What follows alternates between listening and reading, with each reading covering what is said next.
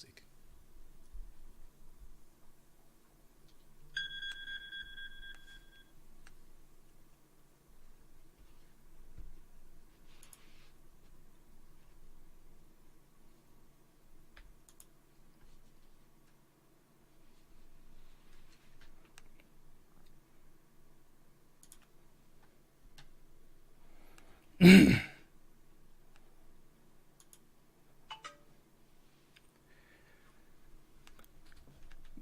Crypto Warriors, good morning.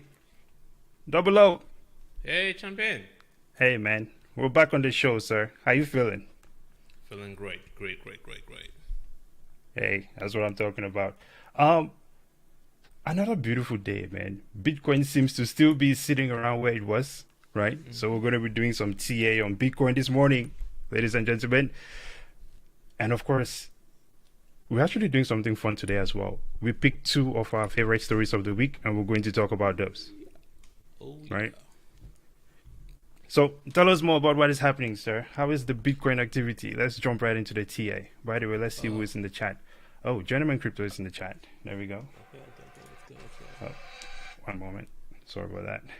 Let's see who else is joining the chat. Yeah, I think we have to wait. There's no. Yeah, we got one person on. There we go. All right. Well, let's pull up the Bitcoin charts and start taking a look at this. Good morning to everyone. Top of top of the top, like tax paid. Yes, sir.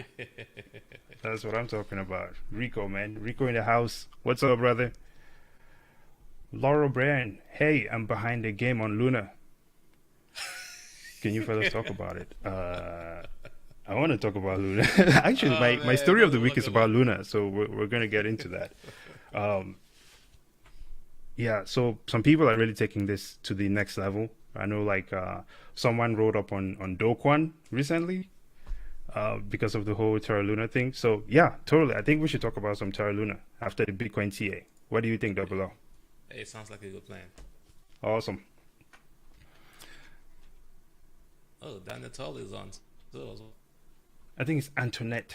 Good morning, Antoinette. Good morning. All right, so let's take a look at Bitcoin here, right? Currently trading at $29,501. Good morning, warriors. Is that Alumbrado? Good morning. Do I know if Luna will reconnect? Hmm. uh, Well, we'll talk about that a little bit later in the show, right? Because I think that's actually something that is worth giving an update on, a little bit of an update on Luna. Looking at Bitcoin, just a quick update on Bitcoin before we roll into that. Um, Man, everything still looks boring, right? I've been averaging down. I feel like I've run out of averaging down power at this point in time. But the interesting thing is when we spoke about Bitcoin in the past, the previous time, which that was last Thursday, when we spoke about Bitcoin, we were looking at it sitting here and we drew this head and shoulders pattern or the double top pattern to kind of just give some estimations of where it may go, right, from where it is right now. And so far, man, I don't know, it's boring. I don't really think there's much going on. Double O. What do you think? hey, let me go ahead and have what I got here. Um, so I don't think it's burning. I think it's a little bit exciting. Uh, if we can see here. So if we're looking at the 4 hour chart, right? It's boring when you look at the daily chart because it doesn't look like it's moving. But on the 4 hour chart, we have a bilateral movement, a pattern going on here. So it could either blow to the top or blow to the bottom, which is why you have the super trend lines here. If you were day trading Bitcoin, which again, I don't advise that you do, right? If you were day trading Bitcoin, there are opportunities for you to make money up and down this channel, but it's a very very very low margins of gains. And Hmm. if you were trading options, you'll most likely get destroyed in the process of you trying to make your money back because they're actually a lot more reds than greens. So as we have here right now, there's a possibility that Bitcoin could push up to 30, 31K, maybe 32K, but it looks like it's going to also default back. What you have here is a bilateral pattern, again, using the Fibonacci levels. It's telling us that we're within range. Crossing over the 0.618 to tell us that okay, there's a possibility that we can push for one. But if that does not happen, we're going back to zero, which is about 28k. And if it fails that, 28k is actually a good support line right there Right. from the previous price action. But if it fails that, yeah, then there's a possibility that we're gonna go down further. So that's what I Absolutely. have going on Bitcoin right now. If you were trading Bitcoin, Well, here's the thing. I'll also add this. I'm not sure how important of an indicator this is, but one of the things that we noticed on Bitcoin when we were just kind of doing some TA earlier was that on the weekly chart, where you have the with the 20-day and the 50-day exponential moving average, those do not tend to cross over each other very much, and we can see that there is 2 points or 3 points where it crossed, and every time that happened, there was this extended period of Bitcoin being sideways. So it'd be interesting to see if that's what happens. I'm not saying that it's a thing, but just saying that we noticed that one as well, right? yep. So, um, moving on here, let's talk about Terra Luna, right? Let's just jump right into it because this is one Let's of go those ahead. things. And I'm going to share my screen here because just one moment. I think I don't remember. Do you remember who asked about it? No. Let's see. I think it was Laurel O'Brien, right? Asked about Yep. Terra Luna. Now, for those who are not familiar, Terra is what I guess the rock pool of the month, rock pool of the week, the big connect of the modern time big connect, if you want to call it that, right? Let's see here. So Luna, once upon a time, used to trade all the way.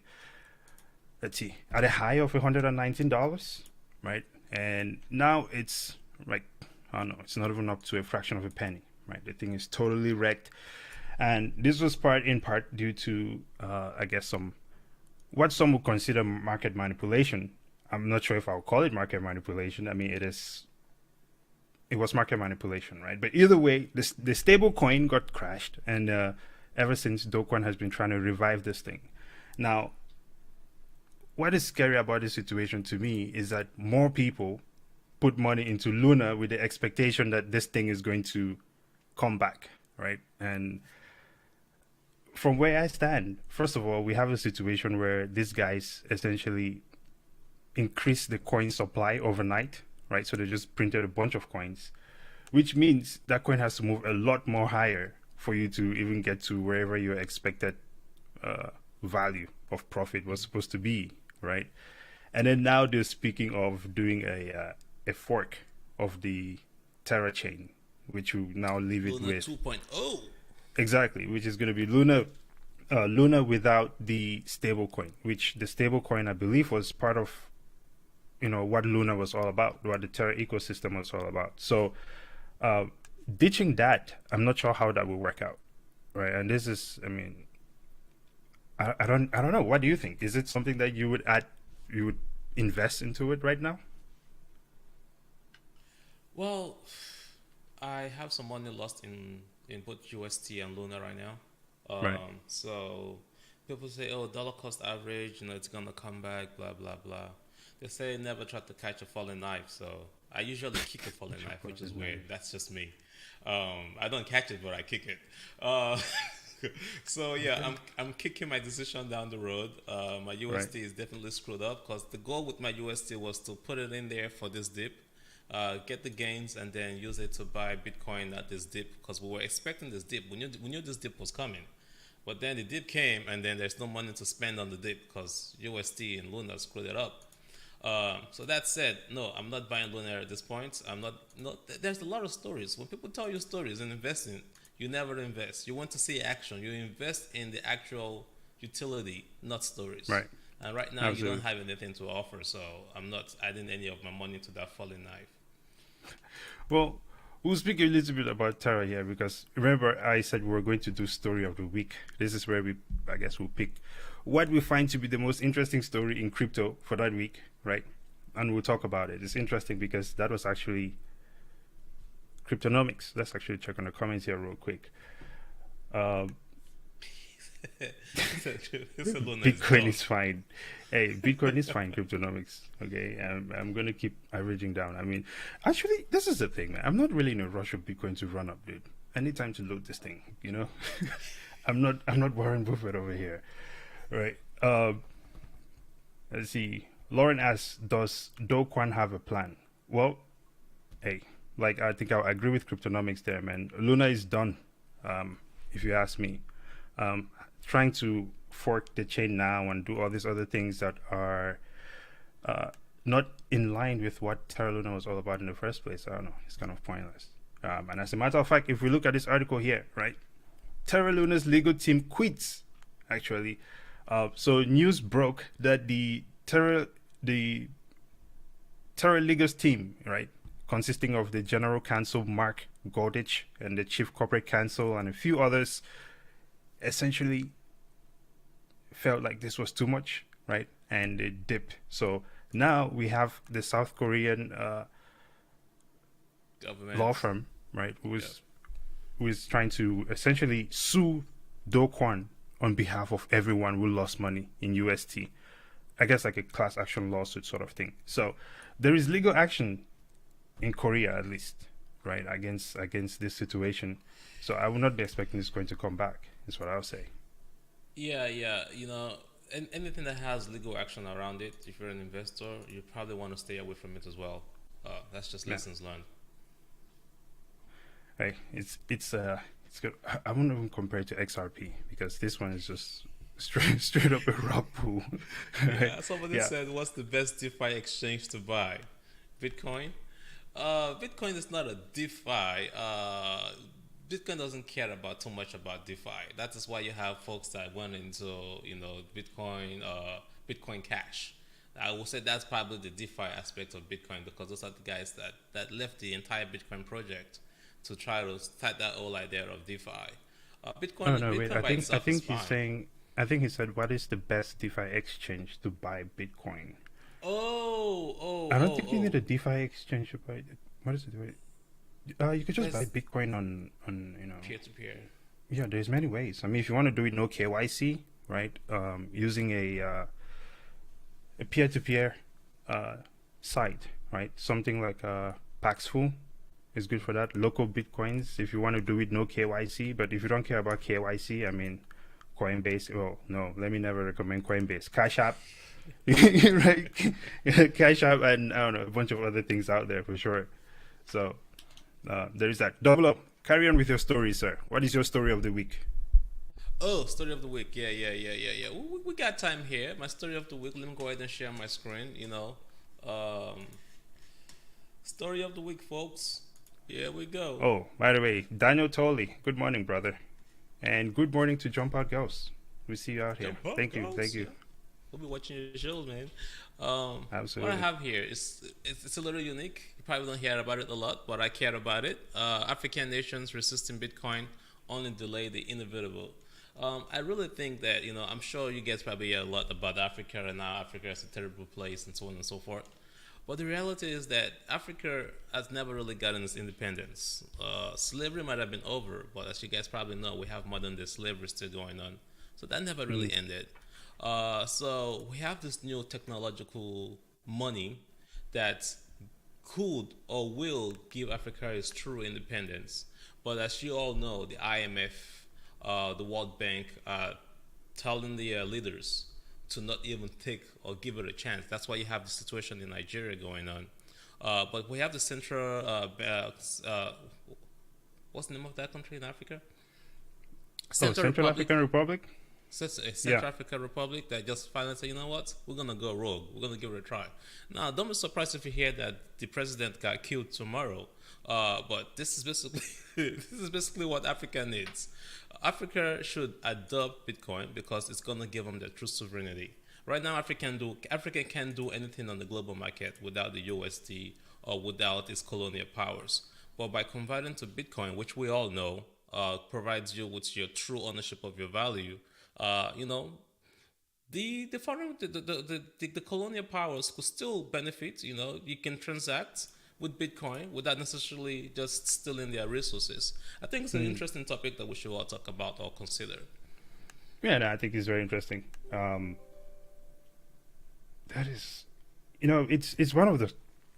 I think it's one of those things where we have old systems that seems like they were, or they should be out of place, but they are not yet. And one of those is just neocolonialism, like with Africa and the French especially. So I think, hey, if all of them get on Bitcoin, it's an easy way to get around the French, or the French. What do they call that? The French franc. Yep, the French Yeah, franc. that's what they use. Yeah. So, hey, I think that's an interesting story for sure. So Yeah. it's one of those things that it's even we did a video actually on globalism, right? And Yep. I think it's definitely a possibility of having Bitcoin kind of be that, I guess, global rail of transaction. But to be determined, right? Let's check out some comments here. Let's see. We have a comment from Jamal. Can someone drop the peer-to-peer non-KYC sites? Actually, I'm gonna do that. I'll drop a couple of them here before we leave. So paxful.com is one. Localbitcoins.com is one. And what else? Yep. If you think of any. But I'm going to drop some links in the description for sure. Yeah. Or at least in I the have a couple comments. I'm trying to put them together here. Yep. All right. Cryptonomics. Why is Africa behind on Bitcoin adoption compared to other nations? That's a good question. Do you want to take that one, Double O? Well, Why is Africa behind? Africa is, Africa is a continent. So there are multiple countries that were colonized by multiple European countries. So we have those that were colonials, we have those that were colonized by the French, and we have those that were colonized by the British. Those powers are still in full control in those countries. Literally, most of those presidents yield or listen to basically whatever the colonists telling them to do. Anytime they try to abstain from that, like kind of what happened in Libya, they get taken out. So, as we all know, the old money still controls globalization, or the global industry that we live in right now. The euro dollar, the US dollar, the franc. So, yes, of course, they're behind because, number one, their governments are corrupt. Number two, the government have to listen to their colonial powers because that's the way they run their countries. And until they see the opportunity in Bitcoin and say, you know what, can we take this risk? Are we bold enough to take this risk? If they cannot do that, of course, they're going to be behind. I think that's the biggest thing there. Yeah, I think that's very much it. But I think at the same time, they have the potential to leapfrog all the progress that first world countries have right now into a futuristic form of I guess a new society, because everything over there is a blank canvas, right? So there's room for growth, maximum growth. Yep. So I would say that. What else do we have? We have about 2 more minutes before we have to get out of here. What are the best site to trade crypto on margin? Do you have something for that? KuCoin. There's KuCoin. KuCoin is the best. Yeah, there's that. Yeah, KuCoin is the best. Problem with KuCoin though is that it's not. You can trade on it without KYC, but for you to get your money out, you have to transfer your funds from KuCoin to another exchange, which will then cost you a transaction fee. But you cannot transfer your money directly into KuCoin because it's not an American company. You have to buy maybe XLM or something else at another exchange and transfer it to KuCoin with no transaction fees, and then use that to trade. We use KuCoin to trade, by the way. Yes, sir. Well, let's wrap up the comments here before we get out. We have a good morning to you, Rodriguez. I don't know how to pronounce the first name. Is it Alipio? Alipio Rodriguez. Yeah, it's a good name. Well, I think that's it for today, man. This has been pretty cool. We have Jamal says puppet leaders. Yep, that's the trend. See more opportunity to line their pockets. Yeah, it's exactly stuff like that. And I think that's where Bitcoin gives us that unique opportunity, right? To be able to trade without interruption from governments. Yeah, you know what I'm saying? Borderless. Yeah. Well, ladies and gentlemen, it's been a great one, right? We want to say thank you again to the gentlemen of crypto for allowing Bitcoin Zay and King. Thank you for letting us do this on your channel. And shout out to all the other people on the channel, man. I've been checking out everything, and everyone is bringing up your A game. Yeah. So, Yeah, hey, we got to step Keep it up. You know what I'm saying? Amazing. Until next time, Crypto Nation, brazen out. Double O out.